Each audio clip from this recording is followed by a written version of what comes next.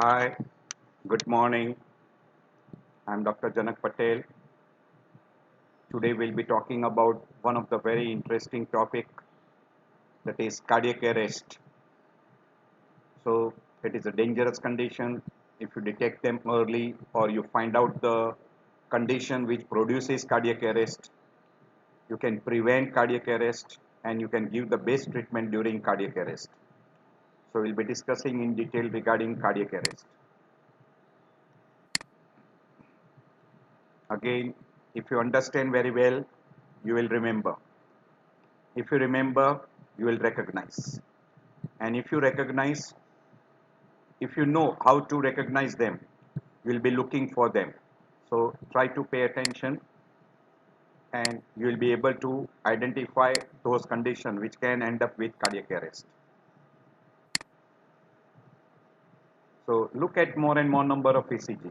Listen to more and more person and you will know more and more and you will understand very well. Once you understand, you will be able to identify different conditions which can produce cardiac arrest. You know very well, cardiac arrest can end up with a death. So that's why it is also called as widow maker, killer ECG, deadly ECG, etc. Now this is one slide which can show you that what do you mean by killer ECG. Sinus rhythm ends with suddenly, say because of R1T phenomena, ventricular tachycardia. If not diagnosed, not treated, can end up with ventricular fibrillation, and that, if not identified and not treated, can end up with asystole, and this will be ending with a death.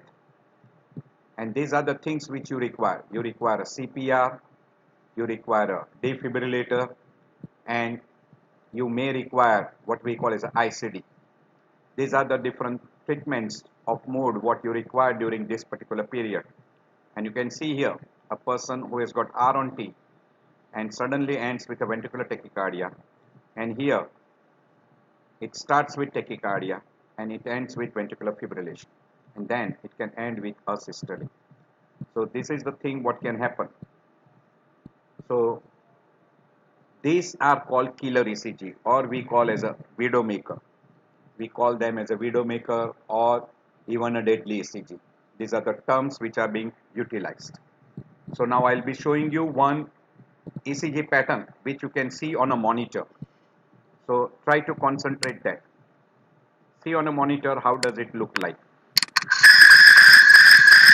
Now here this VT is constantly changing the character. You can see this is negative, this is upright. It goes on changing. This is classical what we call is a tortor pointis or we call polymorphic VT. This is very frequently because of long QT interval, hypomagnesemia, and it can end with ventricular fibrillation and mortality rate is very high. Now we'll show you that how a person of VF will behave. This is ventricular fibrillation. You can see you cannot identify the QRS complex properly. There is a chaotic electrical activity. So you cannot identify properly. And this is what we call as absence of QRST. Now you can see here there is a P wave, QRS complex, ST segment elevation. There is a ventricular premature beat. Now you can see this ventricular premature beat is coming on T wave. This is ST segment. Now it is coming closer to T wave. See, this is almost R on T phenomena. This is R on T phenomena. Now see, it has ended up with ventricular tachycardia. And the rate is 163, more than 150. And now you can see that ventricular tachycardia has been converted into ventricular fibrillation because person was not diagnosed early and treatment was not started. Now this ventricular fibrillation, how it ends. See, the forced fibrillation has become a very fine fibrillation. Almost the rate is becoming less and less. You can see now it has become a straight line, what we call it a systole or a standstill. And now, sometimes you see this only. You see only P waves. You don't see QRS complex. This is called P wave asystole.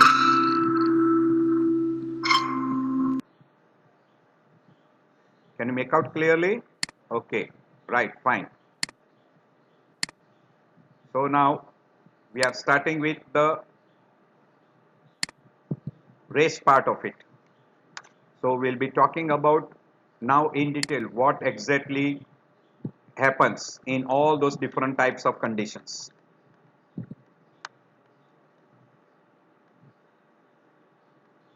So it is called killer, widow or deadly ECGs. What are those deadly ECGs or killer ECGs? VT, VF, ventricular arrest or we call asystole or standstill, and what is PEA? Yes, pulseless electrical activity. So these are those particular type of ECG we call ultimate killer ECG. Now this is ventricular fibrillation. You can see ventricular fibrillation. This is also showing you somewhat irregular rhythms, and you can identify QRS complex. So this is ventricular tachycardia ending with a ventricular fibrillation. You can see this is a ventricular fibrillation. So this VT can end with ventricular fibrillation. So diagnose them early, treat them early, you get good results. So these four varieties are usually called killer ECGs. It will end up with asystole, or sometime you can have this we call as a PEA, pulseless electrical activity.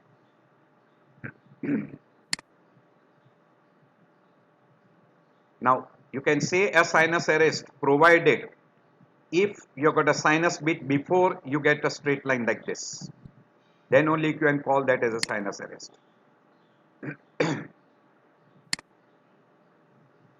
So in PEA you get a QRS complex, means you get an electrical activity but there is no mechanical contraction. So sometimes it is also called as electromechanical dissociation, and this is very commonly because of those 5H or you can call 6H or 8H and T, 5T. Those are all different conditions. We'll be showing you that particular slide also. And you can see here, there is a QRS complex. There is a QRS complex. But if you look at the rate, it is almost close to 10 or so. So this type of rhythm if you come across, and this is a broad QRS complex. There is no P wave before. This is a ventricular rhythm, but the rate is very, very slow. So it is also called as a terminal rhythm or it is called as a agonal rhythm. This was the word which is being utilized. You can see the rate here.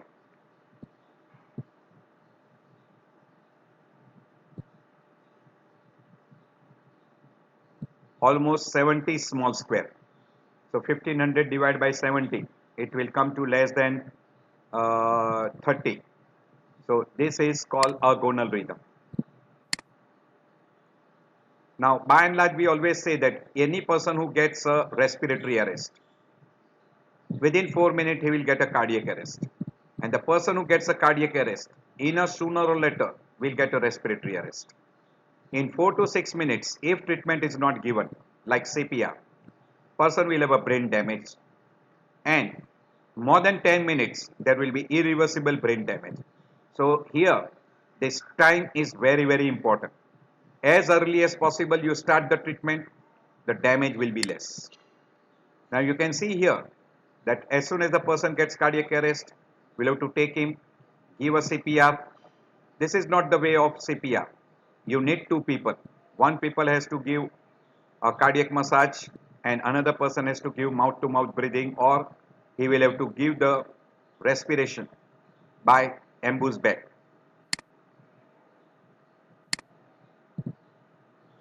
So it is called CPR or it is also called as CPBR. This is included for brain, this is included for cerebrum. So but by and large we only use the word CPR. We don't say CPBR. Cardiopulmonary brain resuscitation, it is not called that way. But this is the common word which is utilized. There is another term we call as sudden cardiac arrest. We'll be talking about that. There is one term called as a sudden cardiac death, meaning abrupt cessation of a cardiac mechanical function which may be reversible by a prompt intervention. But if you don't do a prompt intervention like defibrillation and CPR, etc., it will lead to a death in its absence. Means if you don't treat them, it will invariably lead to death. That's why it is called sudden cardiac death. This is in detail what has been explained regarding a sudden cardiac death.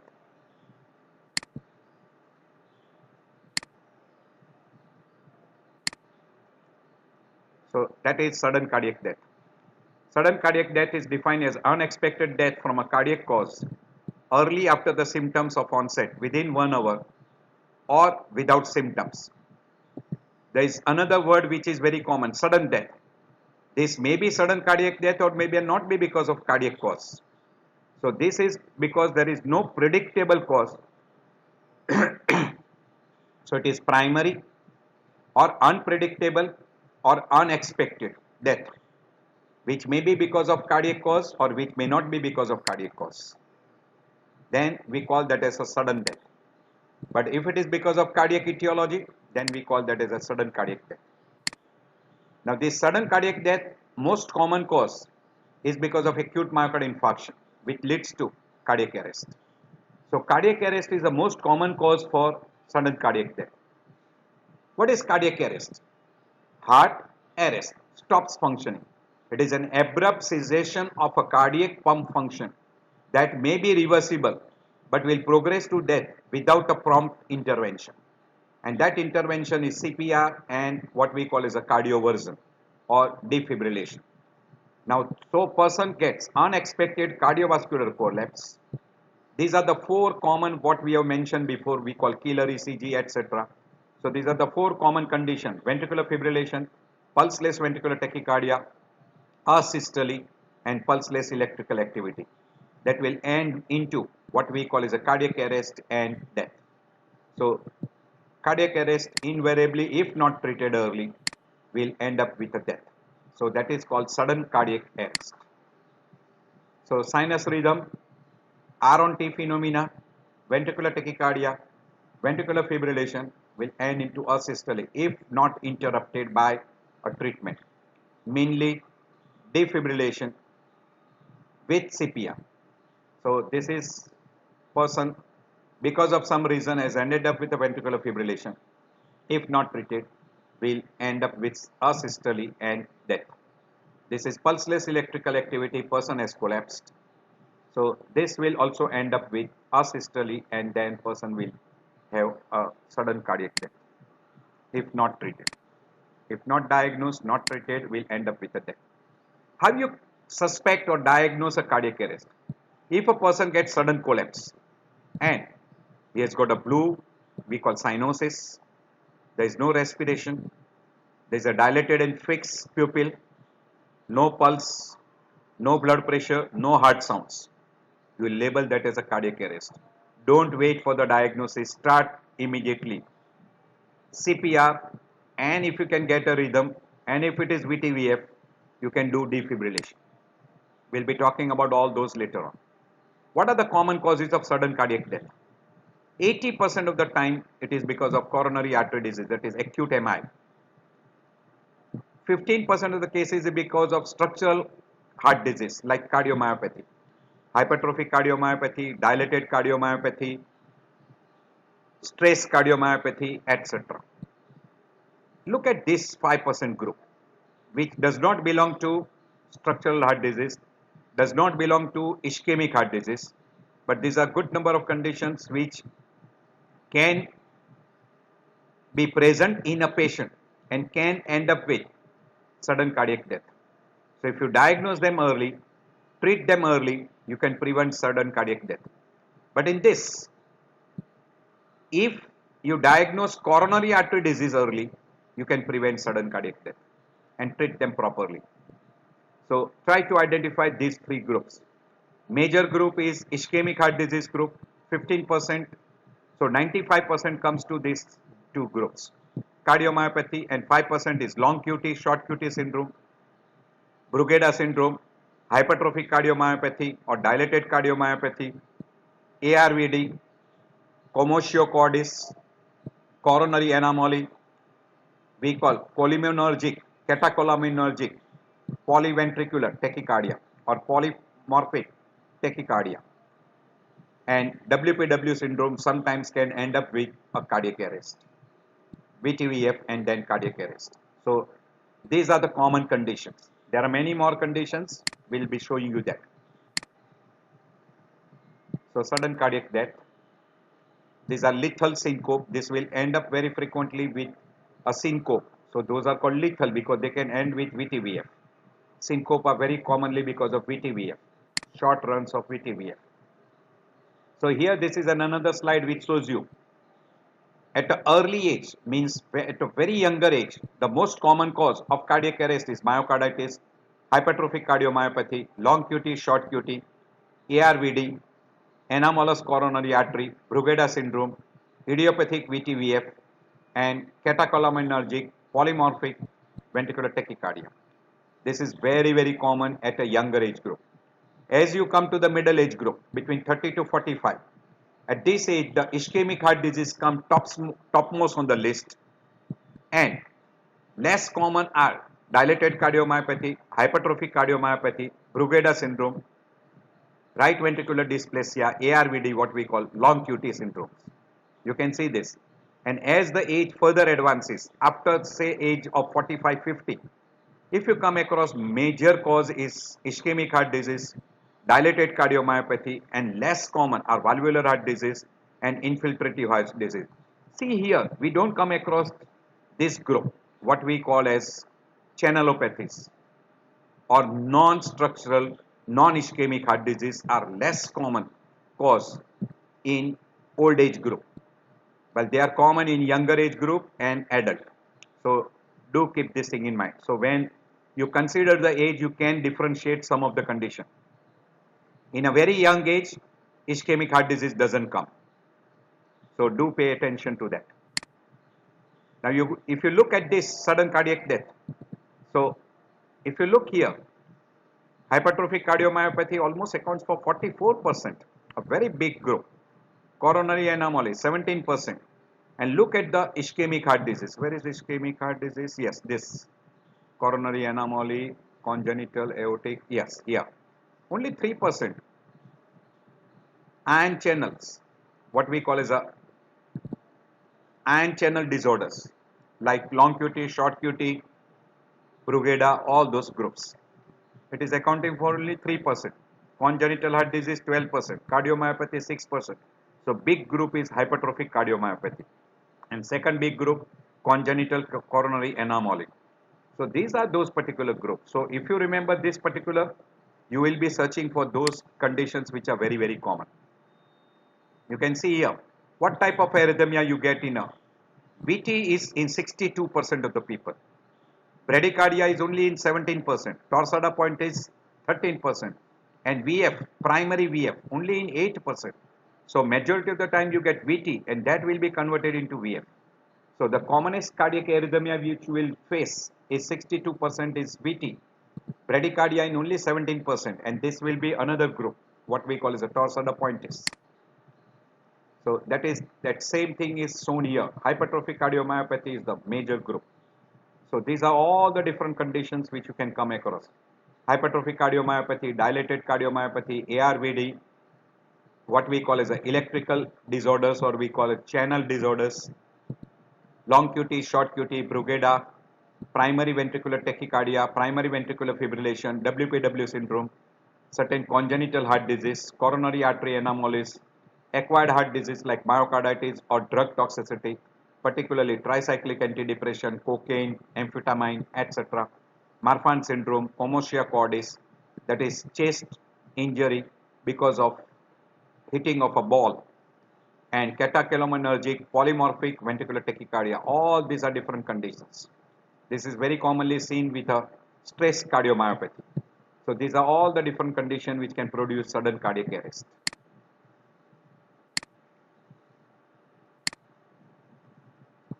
Yes, these are the four common ECG pattern which you can come across in a sudden cardiac death. Bradycardia or tachycardia. Bradycardia is less common as compared to tachycardia. The commonest cause is because of cardiac etiology. And in cardiac can be ischemic or structural heart disease or non-structural heart disease. These two together is called non-ischemic.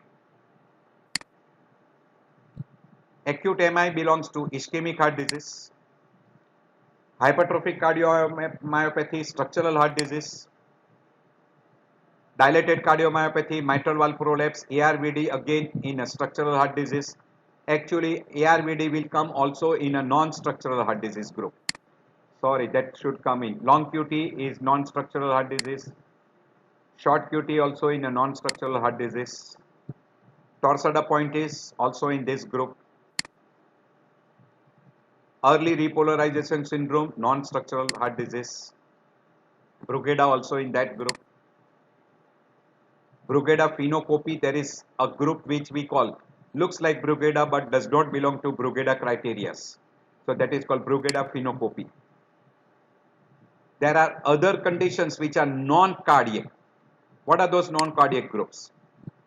We call massive pulmonary embolism, intracranial hemorrhage, subarachnoid hemorrhage, aortic dissection, hyperkalemia, commotio cordis, electric shock, etc.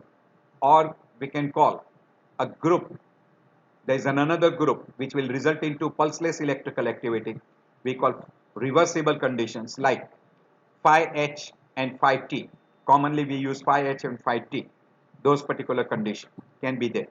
So this condition can end up with pulseless electrical activity. There is one group we call as the idiopathic VTVF. That can be also one of the group. Then catecholaminergic polymorphic ventricular tachycardia. So these are all those conditions we can have. VF or pulseless VT. Genetic structural heart disease, genetic predisposition and genetic modulation.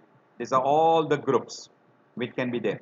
We have mentioned, but you can divide into these different, which produces arrhythmias like short QT, long QT, Brugada, catecholaminergic polymorphic ventricular tachycardia, ventricular fibrillation. Also we call as a idiopathic variety. Then inherited structural heart disease like hypertrophic cardiomyopathy, RVAD, right ventricular dysplasia. That is put in both the groups. While drug induced is usually acquired long QT syndromes like drugs and electrolytes imbalance, particularly hypokalemia, electrolyte imbalance, metabolic arrhythmogenic effects that can be there, or genetic, which is a complex acquired disease like coronary artery disease, acute coronary syndrome, congestive heart failure, dilated cardiomyopathy. This will be acquired group, ischemic and non-ischemic group like dilated cardiomyopathy, congestive heart failure, etc. So these are all the conditions which can be there. These are all inherited arrhythmia syndromes which we have already mentioned. Brugada, long QT, short QT, ARVD, WPW syndrome, repetitive monomorphic ventricular tachycardia, CPVT, catecholamine polymorphic ventricular tachycardia, idiopathic tachycardias, or primary VTVF, Wolff-Parkinson-White syndrome, commotio cordis. All these can give rise to ventricular arrhythmias. So if you want to identify these groups, some of this group can be easily identified if you look in V1 leads, what we call as chase leads, V1, V2, V3. If you come across this, I have already explained in the previous arrhythmias groups that if you get a prolonged PR plus you get an RBBB, this can end up with sometimes cardiac arrhythmias. WPW syndrome, short PR with a QRS prolonged more than 0.1, delta wave on a ascending R, this is WPW, can end up with SVT or pre-excited atrial flutter fibrillation and can end into ventricular tachycardia. Brugada, You get a R, S, ST segment elevation, cowed up ST segment elevation with T wave inversion. Type 1, type 2, or type A, type B. Type B will be saddle shape. Can end up with VTVF. RV dysplasia, or we call ARVD. There will be an epsilon wave here on after S wave. There will be small epsilon wave here. This particular can end up with VTVF. Long QT, more than 0.44 second, can end up with a VTVF. Short QT also can end up with a VTVF. Hypertrophic cardiomyopathy will show you tall R wave and deep S wave in V5, V6. That will be also ending up with a VTVF. And if you get a fragmented QRS complex, multiple notches, this also can end up with a VTVF. All these are different conditions which can end up with a VTVF. And those are dangerous ones if not diagnosed early. If they are short period, they give rise to symptoms like dyspnea, weakness, presyncope, syncope, sometimes chest pain. So that's why they are also called as a lethal syncope. But if not treated, sometimes it can end up with a prolonged VTVF, and then they can end up with a asystole and sudden cardiac death. So sudden cardiac arrest can be because of coronary artery disease, acute coronary syndrome, electrocaution, then drug toxicity like tricyclic antidepressant, severe hypoxia, drowning, commotia cordis, or we call blunt force, trauma to the chest. All these conditions can end up with a sudden cardiac arrest because of ventricular tachycardia. There are a lot of other conditions also. This is ventricular fibrillation. Same, nearly same, all conditions. Now these are the conditions which can be for pulseless electrical activity. They are reversible, but they are terrible if you don't diagnose them early. So we call 6H, but there are many that split up. Hypoglycemia, acidosis, hyperkalemia, this becomes one additional. Hypovolemia, hypoxia, hypothermia, all these are 6H and 6T, cardiac tamponade, tension pneumothorax, pulmonary embolism, thrombosis, that is myocardial infarction, toxins and trauma. So if you identify these are reversible, if diagnosed early, treated early, you can have completely reversible condition. So try to identify these particular conditions. So QT, short QT, long QT, it can be congenital, it can be acquired. You must identify this condition also. So if you look in a ECG for a short QT, long QT in a lead 2, you will be able to pick up short QT and long QT. Long QT very frequently is because of hypocalcemia, all hypocalcemia, hypomagnesemia, these conditions. And even we call as a hypokalemia. That should be added here, that we have forgotten to mention. While in an acquired variety, what we call as in a QT prolonged short QT, digoxin and hypercalcemia. Digoxin and hypercalcemia.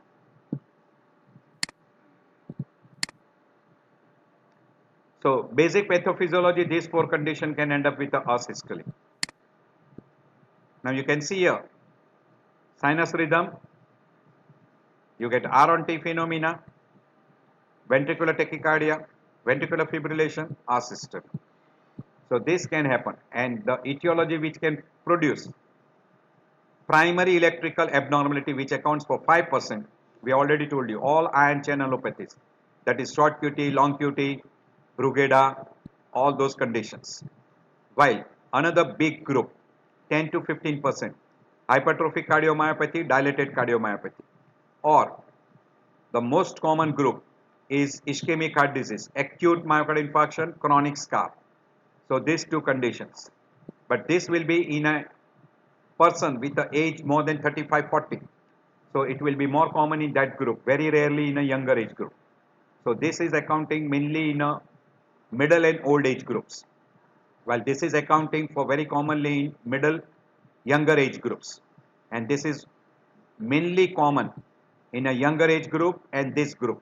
You will rarely see this person producing complication in a older age groups. We already shown you that chart before. So this is showing you abnormal coronary artery, coronary anomaly, and that coronary artery is compressed between this pulmonary and aorta, pulmonary artery and aorta, and that can produce ischemic problems. This already we have discussed. So whenever there is a stress, it can produce a vagal withdrawal and increase sympathetic activity, which will have a risk of ventricular fibrillation and sudden death. Now what are the common presentation? Usually the person will present as an apnea, sudden decrease in the respiratory rate and followed by a respiratory apnea, absence of heartbeat, dilated pupil, cyanosis, blood pressure not recordable, unconscious, seizures, and then person, if not treated early, can have a death. So ventricular fibrillation will end up with unconsciousness within 15 seconds, agonal gasping. If not treated, person will also have a respiratory collapse, seizures, blood flow to the brain stops within 4 to 10 minutes, damage to the brain, more than 10 minutes, irreversible damage to the brain. So it is also called as a cardiac arrest, secondary to respiratory arrest cause can be there, where you will have a loss of consciousness, bradycardia, and then person will have an absent pulse within 4 to 5 minutes. So first respiratory arrest can be there followed by a cardiac arrest, but by and large if there is a cardiac arrest, it will be followed by a respiratory arrest. So this whatever we have mentioned before, same symptoms. Commonest cause acute MI. Second common big group congestive heart failure. Another group we call VTVF asystole can be there because of different etiology we have already mentioned before. It can be because of cardiac tamponade. These are all sudden and acute. That's why we call it a sudden cardiac arrest. In a young athletes, person might have initially syncopal attacks, palpitation, very commonly after exercise. There will be strong family history of sudden cardiac death at a younger age group. Whenever a person complains of palpitation and syncopal episodes during exercise or after exercise, do pay attention, take a history, family history, and if there is a sudden cardiac death at a younger age group in a family, do investigate. There will be a people for structural heart disease like we call hypertrophic cardiomyopathy, ARVD, or person might have Brugada syndrome, long QT, short QT. This is channelopathies, and if you identify them early, you treat them early, you will prevent sudden cardiac death. A person who is a player, football player, gets a hit on the chest, can have a commotio cordis. Person can also have a coronary anomaly. Very rare, myocarditis and cardiomyopathy. And particularly in a cardiomyopathy, hypertrophic cardiomyopathy will produce symptoms at a younger age groups and in adults. Now they will be presenting in a 3 different groups. One particular group will present directly as a pulseless, absolutely pulseless.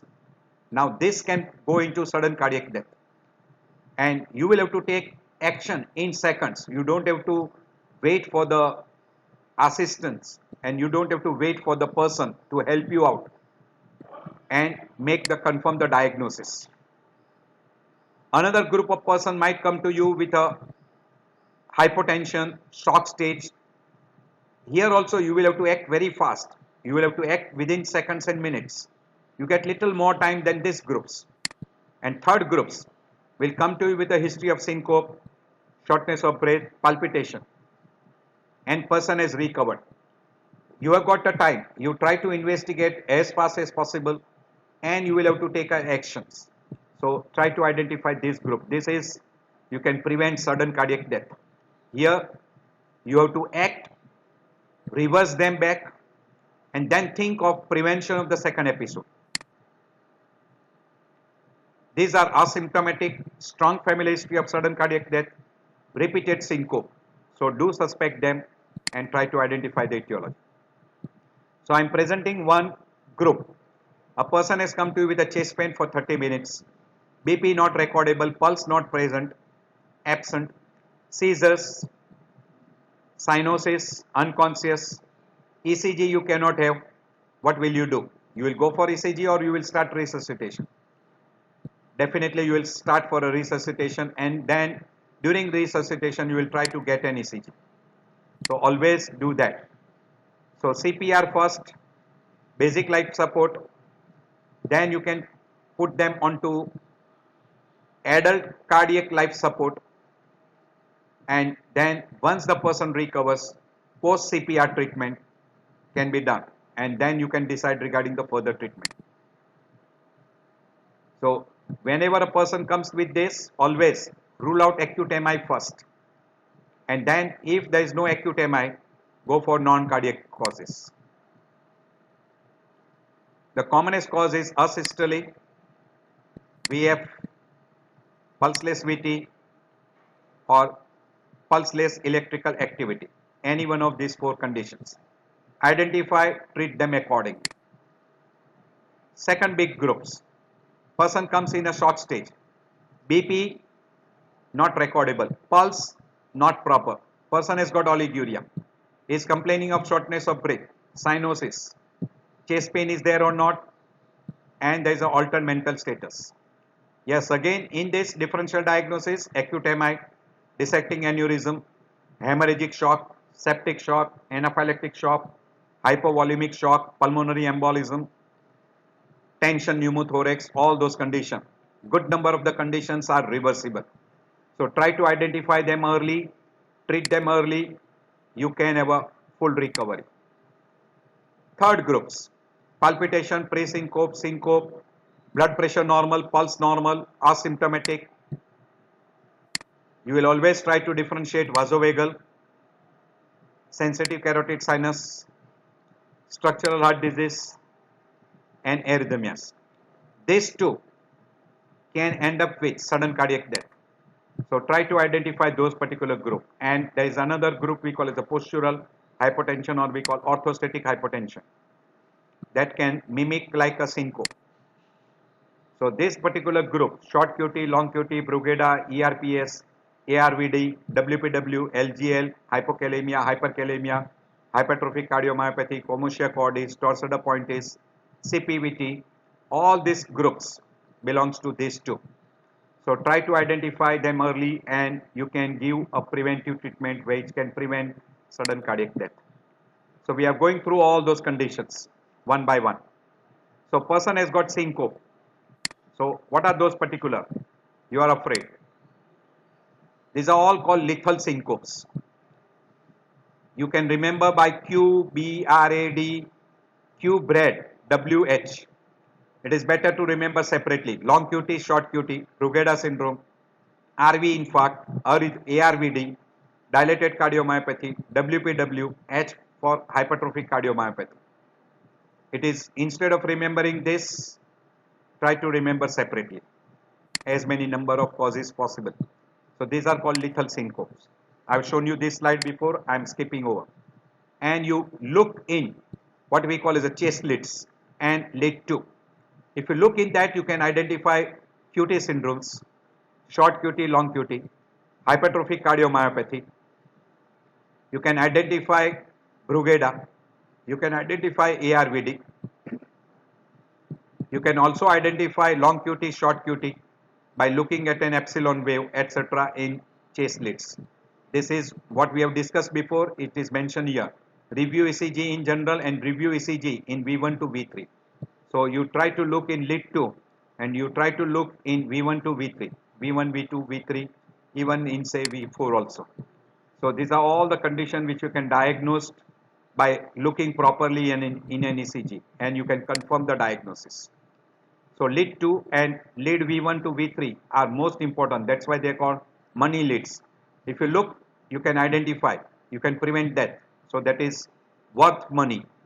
So lid 2 and lid 2 for short QT, long QT, and for ARVD, Brugada, long QT, short QT, etc. You can identify by looking here. So that is V1 to V3. Try to identify those conditions. We already mentioned. So, and ERS, that is early repolarization syndrome, best seen in a chest leads, and occasionally you see in a lead 2, lead 3 and AVF. Global changes very commonly in Takotsubo and pericarditis.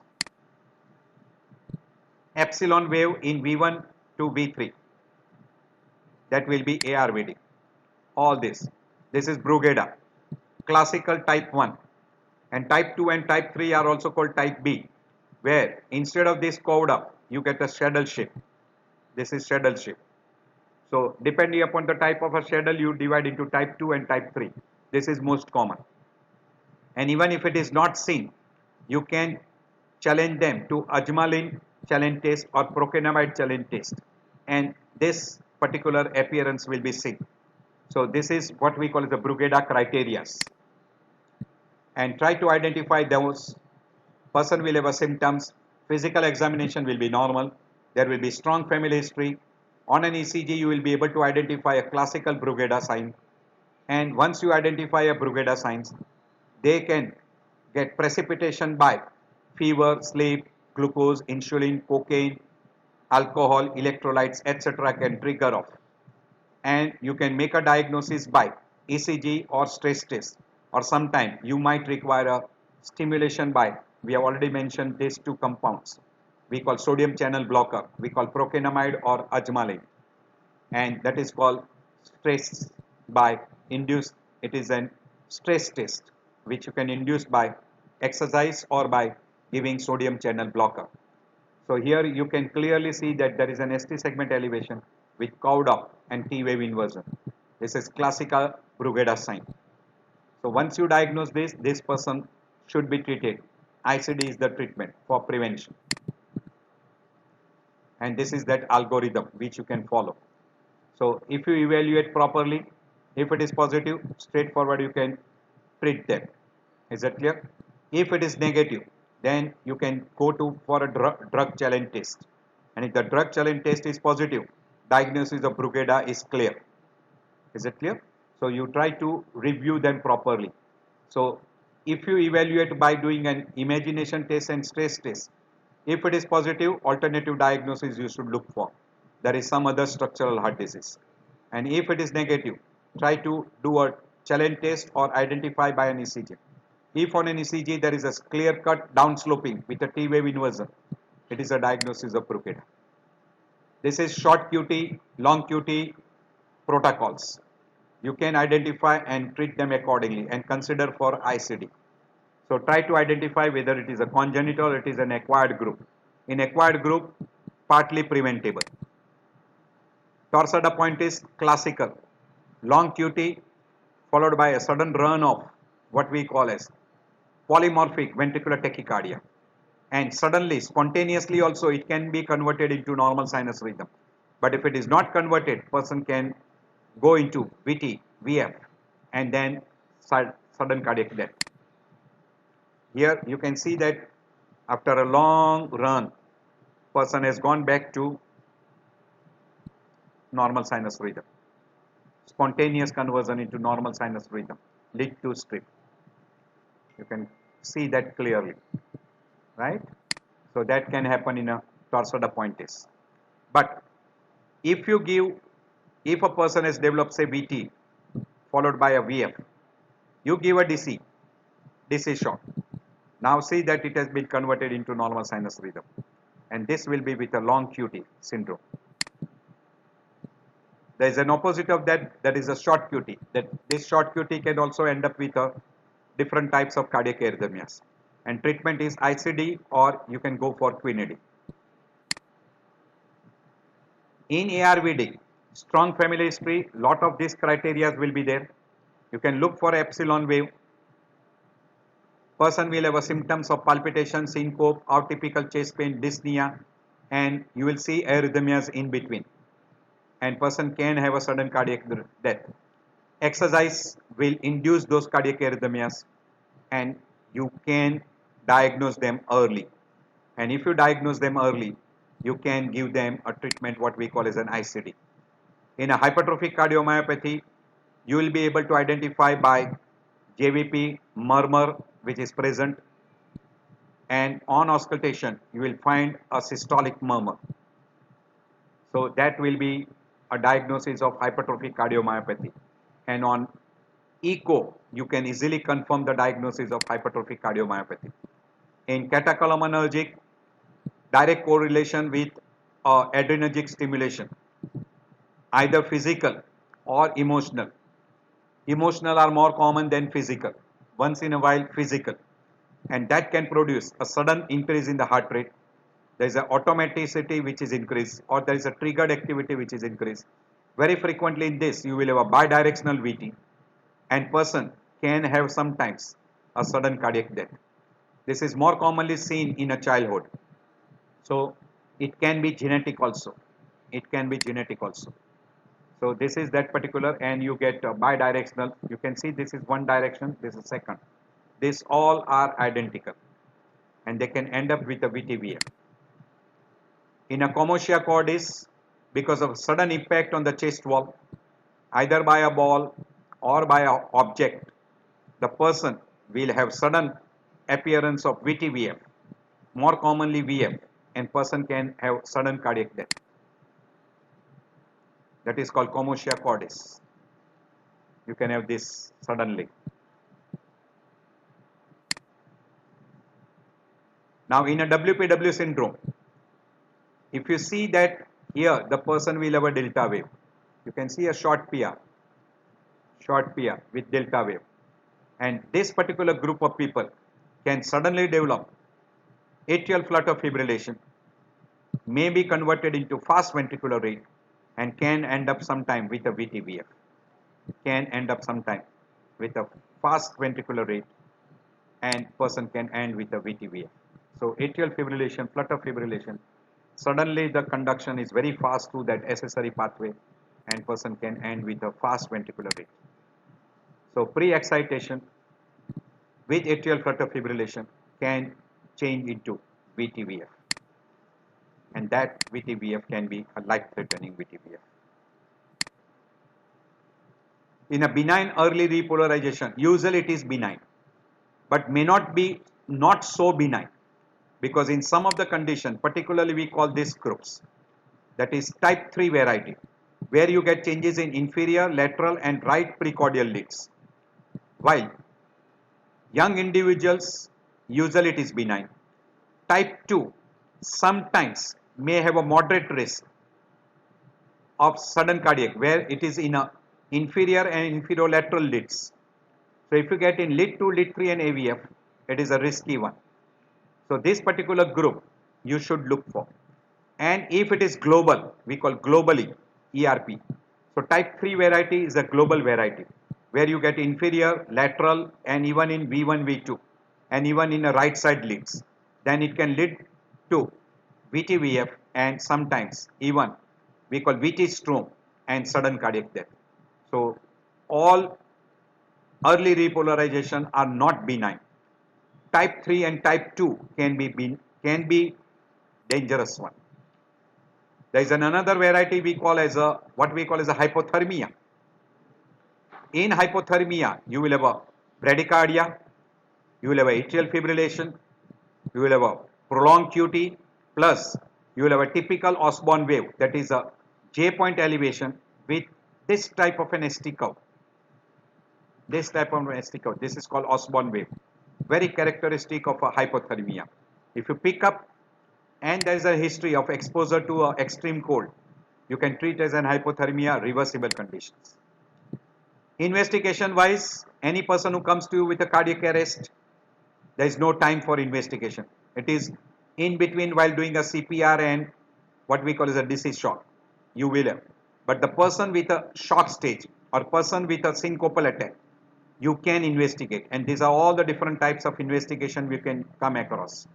So echocardiogram, electrolytes, ECG, lactate levels, thyroid levels, then respiratory functions, etc. can be done.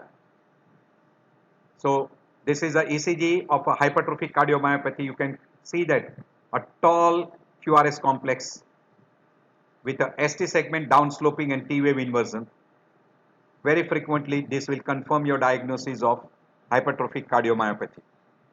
And best confirmation is by means of an echocardiography.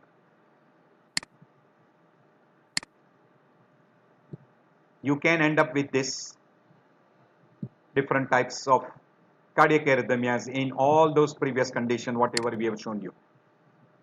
Ventricular fibrillation and then into ventricular asystole. You can see this.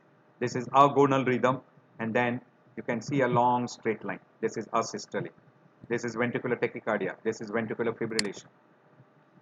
So as soon as you confirm the diagnosis, first immediately start with CPR. Don't wait for ECG confirmation, whether it is a VTVF or it is asystole or it is pulseless electrical activity. First thing, try to start with CPR. Now, while doing a CPR, give CPR for 2 minutes, have a break, put them on a monitor, start IV line, give oxygen and look for the rhythm strip.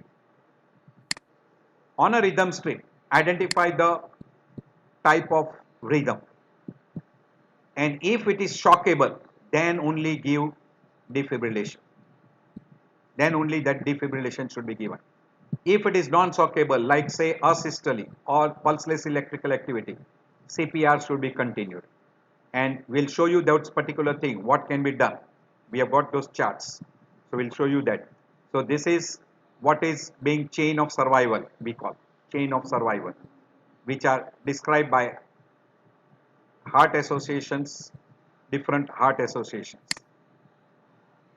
So different chain of survival, how this chain of survival. Prompt activation of emergency care, CPR, defibrillation, advanced care and post-resuscitation care. So these are all the different ways. So early recognition, CPR, defibrillation, advanced care and post-resuscitation care. This is we call pyramid of resuscitation. Usually in a CPR, previously it was ABCD, now that has been replaced by CAP, compression, airway and breathing. So you have to give a proper chest compression. We call it the best quality of a CPR. See that the airway is patent and see the breathing is there. So all those three things should be mentioned and managed. Previously it was A, B, C, D, E. A for airway, B for breathing, C for circulation, D for disability. Try to find out that disability and look for the exposure and environmental control. But these are all changed to C, A, B, CAP. Some person looks at D, R, S, A, B, C, D. D for danger, R for response, S for shout for help, A for airway, B for breathing, C for circulation, D for defibrillation. Whichever, but now standard CAB, circulation, airway and breathing should be first and then defibrillation. So this is what is called standard adult cardiac arrest algorithms, which is by ACLS. That is, as soon as you get a cardiac arrest, try to identify whether it is VTVF or it is a pulseless electrical activity. If it is VTVF, give a DC shock. CPR for 2 minutes. Once that 2 minutes is over, again look at the rhythm. If it is still VTVF, give a second shock. During this particular one cycle, if one CPR is over for 2 minutes and there is no conversion by a DC shock, you will have to start epinephrine or we call vasopressor drugs. So start with the vasopressor drugs. Again, if there is a VTVF, give a shock. Look at the rhythm strip, give a shock. And if person does not revert back to normal and still there is a VTVF, now you give amiodarone, we call antiarrhythmic drugs.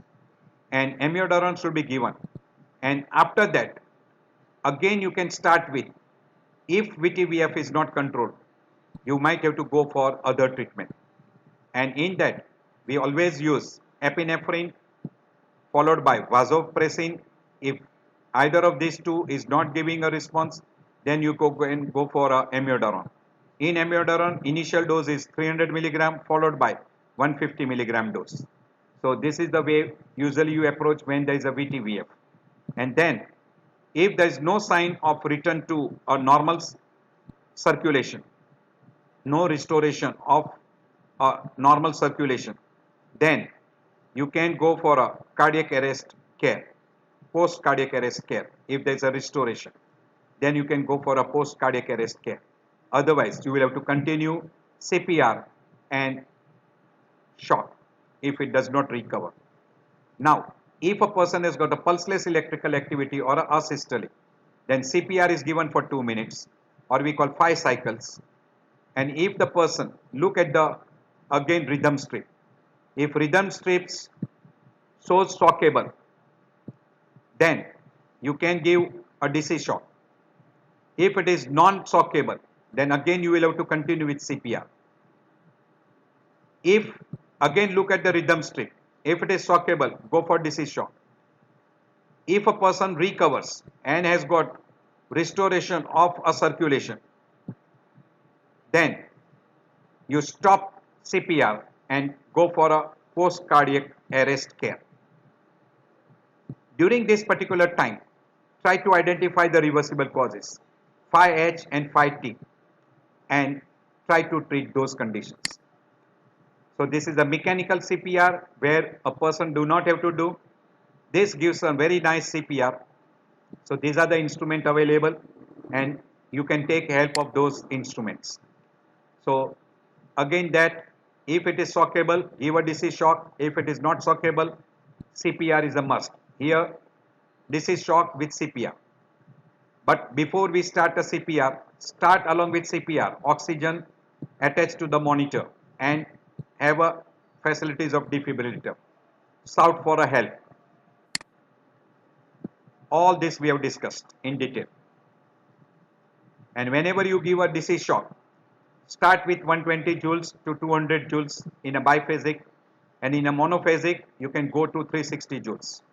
And as far as the drug is concerned, epinephrine, vasopressin in a first, after a first CPR if not recovered, and then amiodarone if does not recover.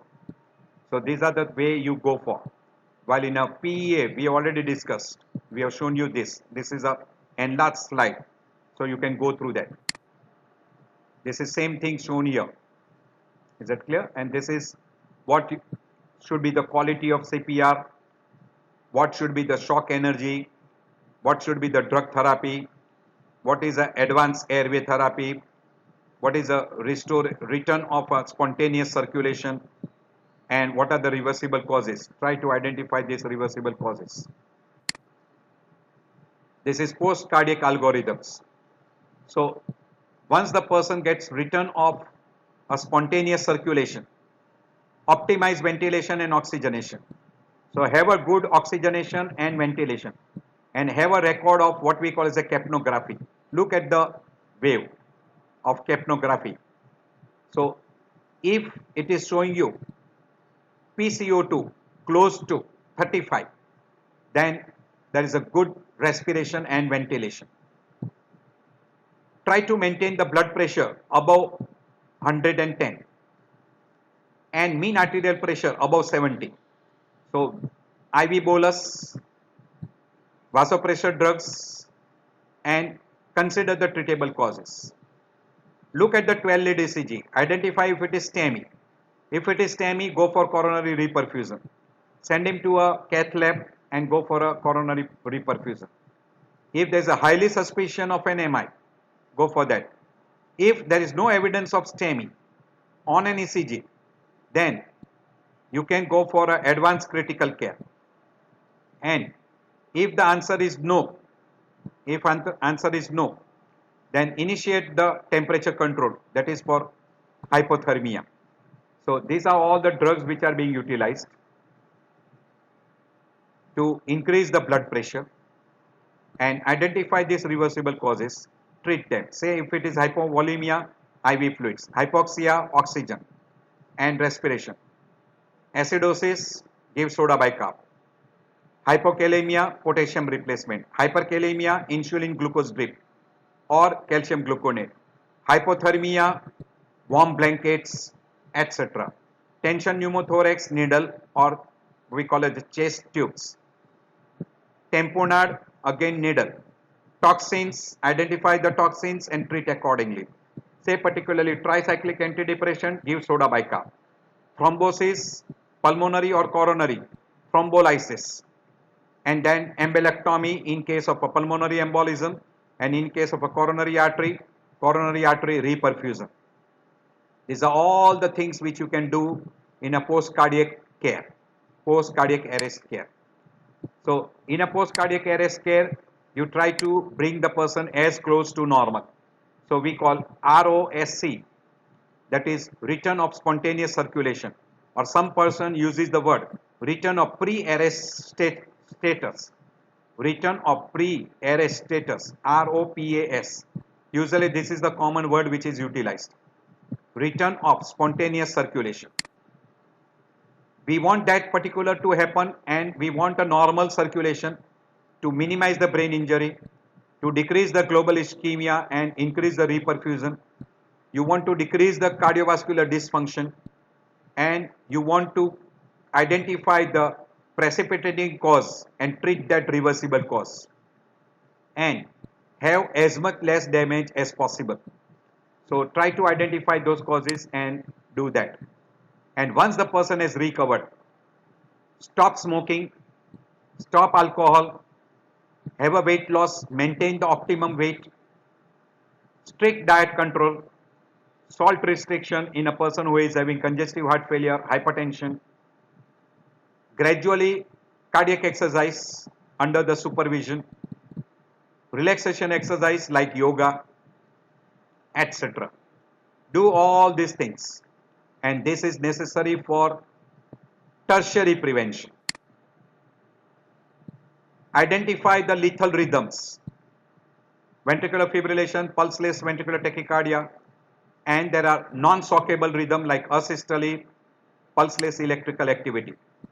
There are some non-lethal rhythms. Don't mistake this for lethal and treat them abnormally, and don't do the opposite of that. There is a lethal rhythm and you diagnose as a sinus tachycardia or supraventricular tachycardia, etc., and you neglect them.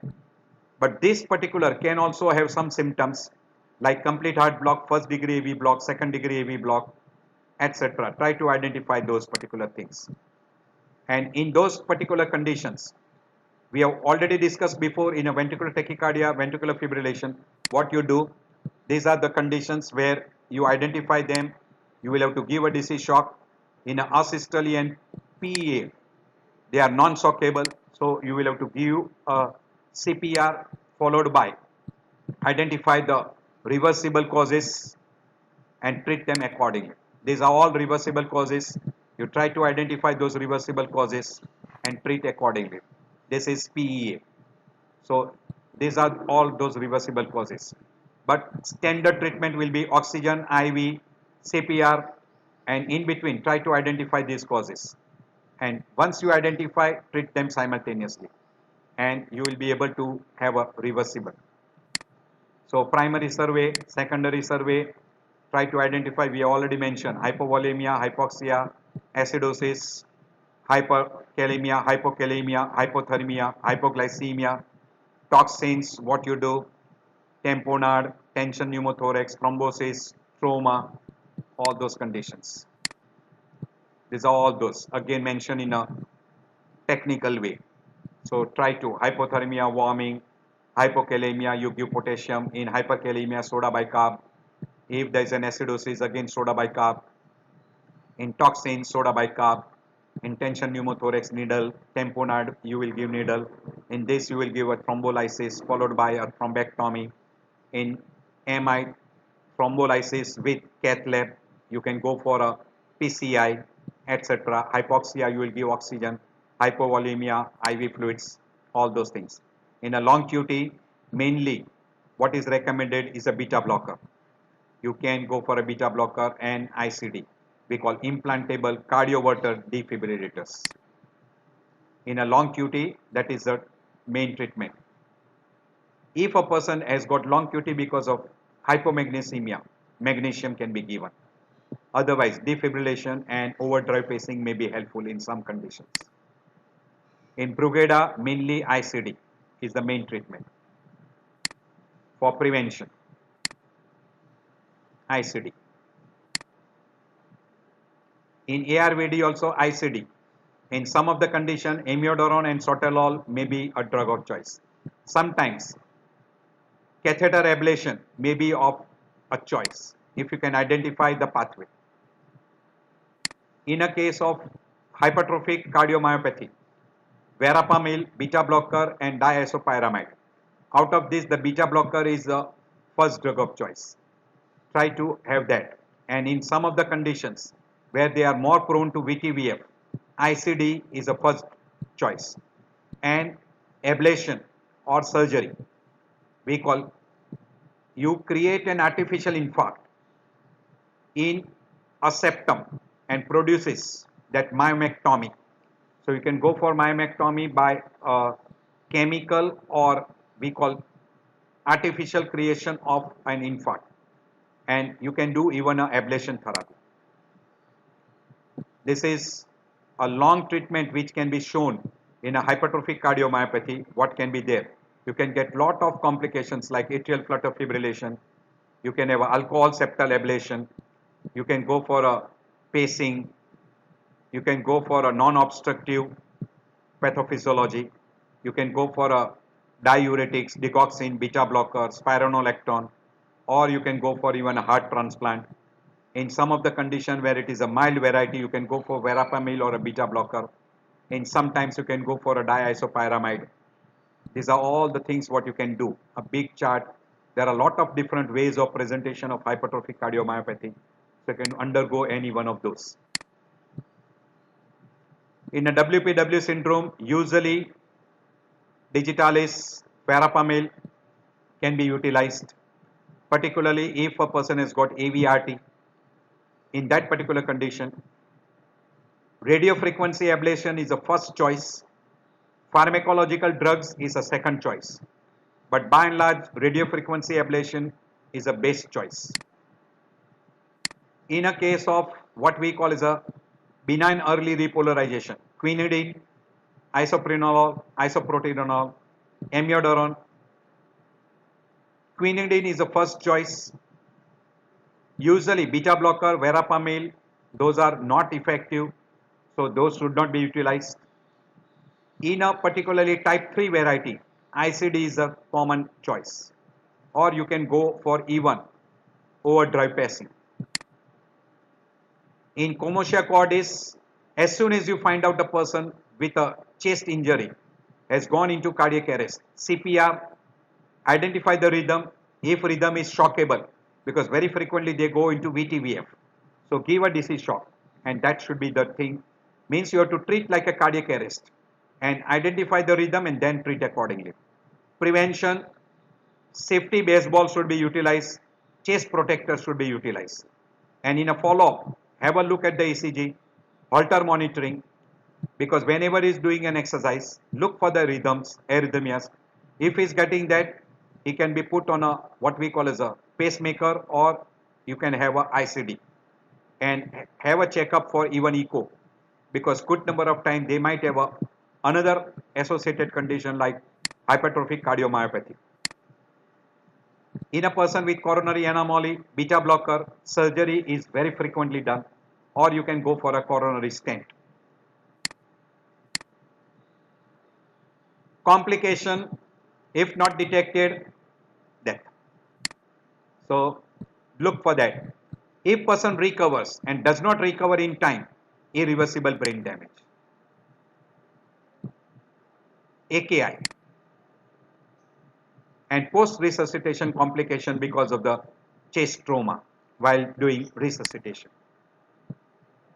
Acidosis, electrolyte imbalance is very, very common, which can be corrected during post-resuscitation treatment.